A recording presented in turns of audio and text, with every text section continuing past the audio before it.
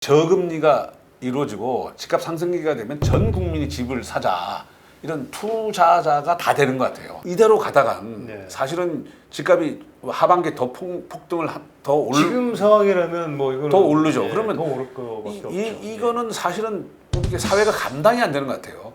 결국 한국인은 우리 이런 위기를 이제 극복하려면 저희는 어떻게 해야 되느냐?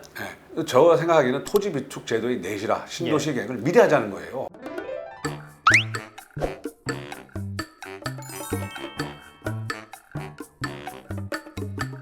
결국은 집값이 이제 이렇게 급등했을 때 할 수 있는 방법이 뭐냐면 금리를 올리는 방법밖에 없다.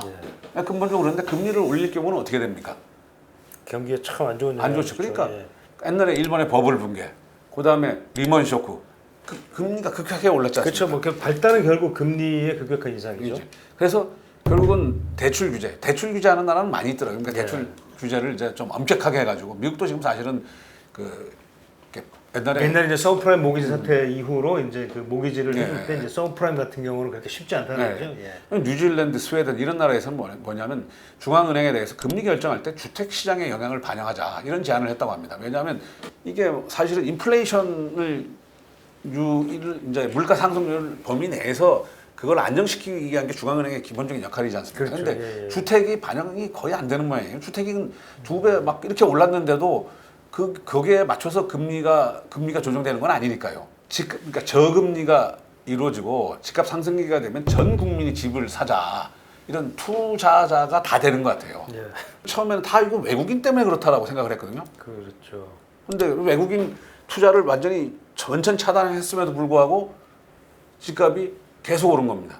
그래서 정책 무용론만 확산되고 있는 뭐 이런. 자, 그리고 주택 공급 확대. 그 부분에 있어서 미국은 환경운동과 중산층 이기주의가 결국 개발 반대를 했다라고 한국은 투기꾼 책임론, 환경운동 결합해서 공급 확대 부정적인 영향이 지금까지 셌습니다.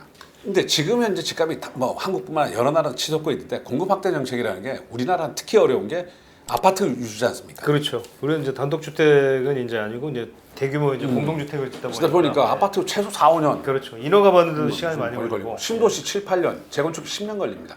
근데 공급 대책을 발표해도 사실은 이게 급등의 신호탄이 됩니다. 그러다 보니까 집값이 상승기에는 정부가 공급 확대 정책을 펴기가 굉장히 어려운 상황이 됩니다. 그렇죠. 바로 넣더라도 오히려 시간이 좀 걸리니까 시장에서는 또 거꾸로 받아들일 수도 있는 거죠. 예. 미국은 그래도 좀 이제 아까 얘기했지만 미국은 그래도 좀 탄력적이라고 해도 미국이나 선진국도 역시 환경주의 토지 확보가 이제 쉽지 않은 상황이 그렇죠. 되어버렸습니다. 이게 앞서서 저희가 이제 말씀드렸지만 예. 각종 규제에 묶여 있는 거죠. 결국 한국인은 우리 이런 위기를 이제 극복하려면 저희는 어떻게 해야 되느냐? 저 생각하기에는 토지 비축 제도의 내실화 신도시 계획을 미리 하자는 거예요. 예. 지금 우리도 토지 비축 제도가 있는데 별로 그렇게 효율화되지 이게 않아요. 토지 비축 제도가 제가 저도 그래서 관심이 있어서 좀 취재를 좀 했었더니만 이게 대부분은 그 도로 그렇죠. 도로. 도로를 뚫기 위해서 미리 땅을 사놓는 이런 경우 외에는 거의 찾아보기가 어렵더라고요. 예. 그러니까 이거를 변창흠 전 장관이 예, 이 부분에 대해서 언급을 좀 했더라고요. 이게 토지 하겠다. 비축 제도 해보자는 해보자. 얘기를 했는데 결국 뭐 교체가 되셔가지고 근데 그걸 보면 이제 싱가포르가 사실은 어떻게 보면 신도시를 미리 계획을 해놓더라고요. 그러니까 지금 우리가 문제가 되는 게 집값이 오른 다음에 신도시를 추진해요. 그러면 거의 10년 걸려요. 그러면 아무 효과도 없고 주변에 집값만 올리는 거예요. 그러면 우리가 이런 걸 계속 반복할 거냐? 그거는 서로 한번 머리를 맞대봐야 될 거 아닌가 하는 생각이 듭니다. 그러니까 이제 아예 이제 좀 입지 조사 사실은 이제 뭐 지금 이제 문제가 되고 있지만 LH 같은 경우에 사실은 전국에 뭐 제가 알기로는 모든 땅에 대한 사실 입지 분석과 이런 것들을 다 끝내놨다 이런 얘기가 있거든요. 근데 이제 물론 입지 분석만 했지 사실 뭐 아까 얘기한 것처럼 이제 토지를 비축해놓은 상태는 아니지만 미리 비축해 놓고 있다라고 한다면 이런 문제가 터졌을 때 자 여기 땅이 있으니까 자, 그러면 굉장히 바로 심리적으로 지읍시다. 바로 지읍시다 이렇게 들어갈 수 있는 거죠. 그런데 그거와 관련해서는 또 하나 이제 광역철도 개발과 택지 개발을 연동하는 방법이 필요한데요. 광역철도 우리도 일본 같은 게 철도 회사들이 택지 개발을 그렇죠. 이것도 지난번에 제가 잠깐 얘기를 했었죠.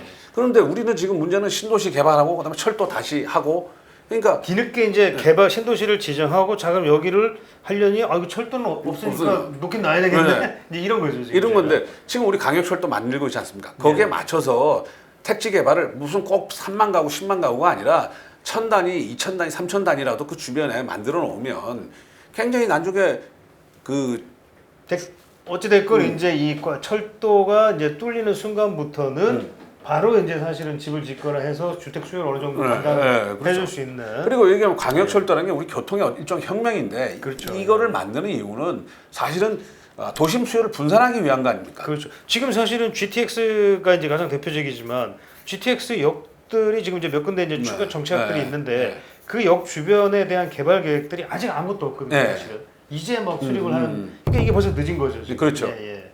그리고 그거 말고도 지하철망도 지금 굉장히 촘촘하게 촘촘하게 지금 되고 근데 있죠. 그거를 만들면서 미리 이제 사전에 좀 그 주변 지역에 어쨌든 택지나 개발할 수 있는 방안들을 미리 그거는 일본처럼 뭐 철도 회사가 하면 좋지. 우리는 철도가 이제 공기업이기 때문에 그렇죠. 쉽지 않지만 예. 일본 같은 건 그러니까 사철이지 않습니까? 그 철도 회사들이 택지 공급량들이 한 3, 4, 5위가 다 철도 회사들. 예, 철도 회사들이더라고요. 예. 그러니까 그렇게 하면은 결국 공급이라는 게 그럼 철도 회사들이 훨씬 더 그러니까 일본은 완행 열차와 급행열차를 같이 운영합니다. 네. 그래서 그 프로그램을 잘 짜놨더라고요. 그래서 뭐 보통 완행으로 타면 2시간 걸릴 걸 1시간으로 네. 딱 출퇴근 시간 1시간에 운영하고 그러면 그 사실 굳이 비싼 시내에 도심에 들어가 살 이유가 없이 자 1시간 자 출퇴근 시간 우리 얼마든지 급행. 그러니까 이거는 이제 철도 회사들이 결국은 이게 이제 민간과 공공일 텐데 결국은 공공은 효율성이 확실히 떨어지는 거고 민간은 어찌됐건 최대한의 수익성을 높이면 어떻게 될 거냐를 고민을 해서 아마도 이제 그런 땅들을 그렇죠. 미리 개발을 하고 이런 게 된다. 아마 이제 그렇게 저는 받아들여요. 그리고 지금 뭐 GTX 같은 것도 민자 사업으로도 하고 있으니까 다 민자 사업이죠 사실. 민자 사업을 하면서 예. 그런 택지 개발과 관련된 걸 민자 건설업체한테 좀 권한을 주든지 특혜를 비춰줄 수 있을까요? 어떻게 우리나라는 특혜라고 할 테니까 LH가 뭐 하는 수밖에 없겠죠. 민간 합동으로 그러면 뭐 좀 들어간다든지. 네. 예. 그러니까 그거를 미리 좀 해놓으면 되는데 우리가 10년 되게 100년 되게일 수는 없지만 적어도 10년 앞을 내다보면 왜냐하면 신도시 개발하면 10년 걸리거든요. 그렇죠. 예. 그럼 미리 개발을 해야죠. 그러니까 그거는 우리가 외국보다 좋은 게 신도시라는 걸 개발한 경험들이 외국보다 훨씬 많기 때문에 그렇죠. 예. 그걸 특화된 걸 해야 될 것 같습니다. 사실은 뭐 일본만큼 저희도 신도시 쪽에는 좀 특화돼 있잖아요. 있죠. 그다음에 도시 밀도와 관련된 이제 아까 미국에서도 지금 조닝제 얘기 나오지 않습니까? 네. 결국은 적정 밀도. 왜냐면 우리는 지금 7, 80년대에 좀 뭐라 그럴까?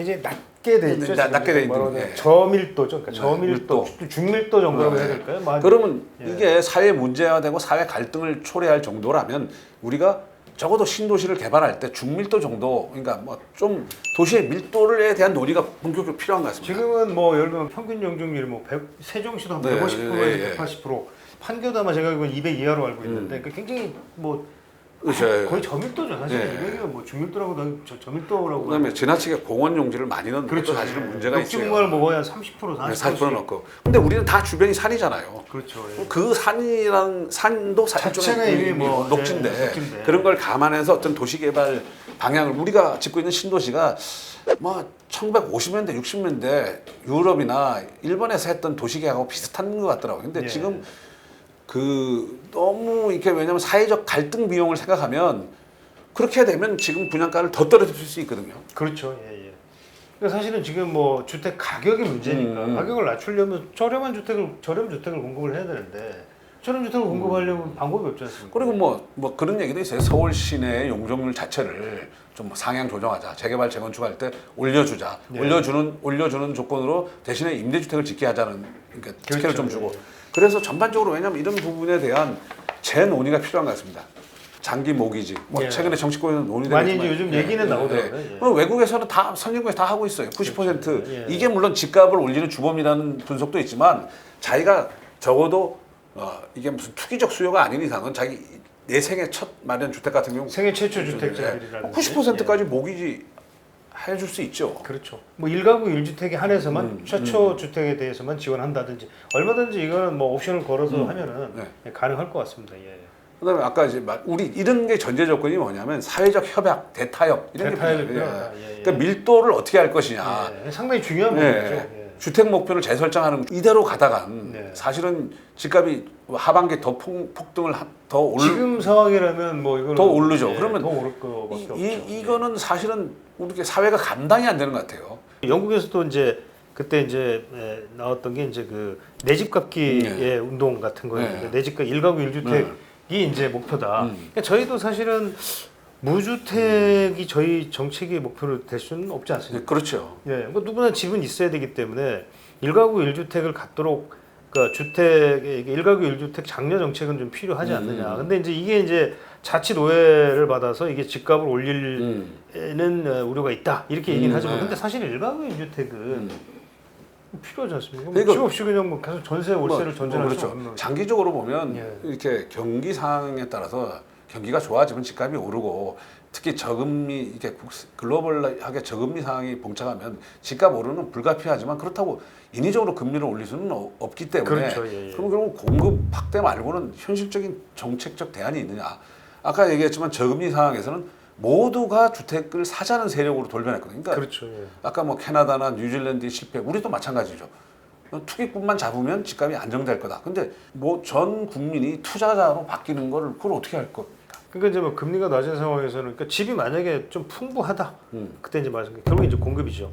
공급이 풍부해서 집을 굳이 그렇게 막 죽기 살기로 막 매달리지 않아도 된다라고 한다면 사실 집값이 안 오를 수도 있겠죠. 물론 근데 그나마 또 이게 또 틀린 게 좀 미국이나 이런 선진국도 주택이 부족하지 않다라고 봤지만 사실은 지금 저희가 이제 따져본 바로는 미국이나 선진국들도 주택이 부족하다.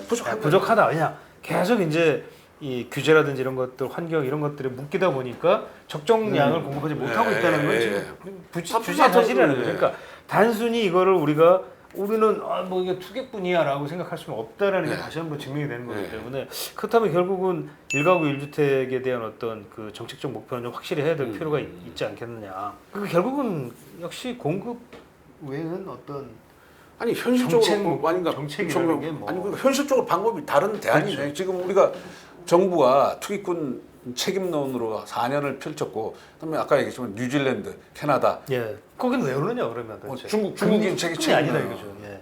그리고 이제 어느 정도 그러니까 일정 정도 오르는 거는 어쩔 수 없지만 그 한도를 초과할 정도 오르는 건 결국은 공급의 제한이 제일 큰 원인인 것 같습니다. 그런데 이제 사실 저는 그런 생각도 드는 게 이제 지금 저희가 이제 대선이 이제 한 6개월 정도 남았네. 예, 이제 내년 3월이니까 6개월은 아니구나. 조금 더 남았지만 이제 대선을 앞둔 마침 이 상황에서 그렇다면 솔직히 현 정부에서는 기대하기는 어렵다. 그렇다면 차기 대선 주자들이 지금부터라도 명확한 어떤 이런 그 국민적인 대타협과 어떤 이런 패러다임을 좀 보여주면서 대선에 바로 이제 그렇죠. 당선이 되자마자 사실은 바로 정책이 나와야 되는 거죠. 그때부터 뭘 새로 하겠다라고 하면 이미 늦은 거죠. 근데 지금 이미 뭐 늦은 거예요. 우리가 보기에는 지금 근본적인 패러다임 시프트가 필요한데 기존에 있는 정치인들도 글쎄 그런 게 가능할까요? 저는 가능하게 만들어야 되지 않을까 싶습니다. 이번 정부에서 좀 가능하면 마무리를 좀 해줬으면 좋겠습니다. 이번 정부에서 어쨌든 막 끝장 토론을 하더라도 너무 안타까워서 이번에 이런 그러니까 이번 자료가 의미하는 거는 여튼 하여간 지금 정부가 참 정책 한계는 봉착하는 것 같습니다. 사실 왜냐하면 뭐 할 수 있는 건 다 했는데 본인들 입장에 무기력증에 좀 빠질 수 있는 아까 말씀하신 이제 그런 상황이 좀 전개되는 건 아니겠느냐. 그래서 지금 일단 젊은이들 그다음에 가장 무주택 가장 하두인데 더 이상 정부에서 뭔 얘기가 나오지는 않는 것 같더라고요. 그렇죠. 깝깝합니다. 20년 몇 전부터 년째입니까 이게? 계속 되풀이되고 있지 않습니까? 똑같은 얘기를 그렇죠. 하는 것 같아가지고 역사가 진짜 되풀이된다고 하지만 참 이게 되풀이돼서는 안 되는 일들이 되풀이되고 있기 때문에 더더합니다. 네, 뭐 오늘은 여기까지 하시죠. 네.